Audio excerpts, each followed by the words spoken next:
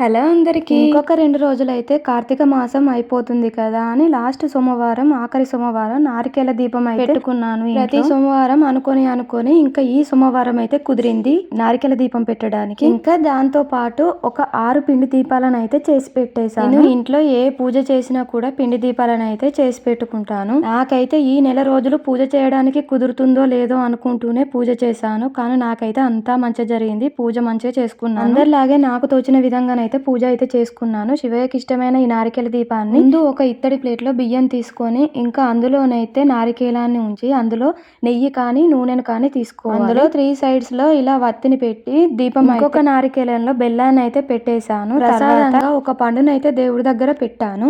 బియ్య పిండితోనైతే 6 పిండి దీపాలను అయితే చేసి దేవుడి దగ్గర అయితే పెట్టేసి తర్వాత అన్ని పూలతోనైతే ఇలా అలంకరించుకున్నాను. ఫైనల్ గా ఇలా పూజ చేసుకున్న తర్వాత నా మనసుకి అయితే ఎంతో హాయిని అనిపించింది. వెళ్తూ ఒక చిన్న లైక్ ఇచ్చి వెళ్ళొచ్చు కదా. అలాగే సబ్స్క్రైబ్ చేసుకోండి. Bye bye.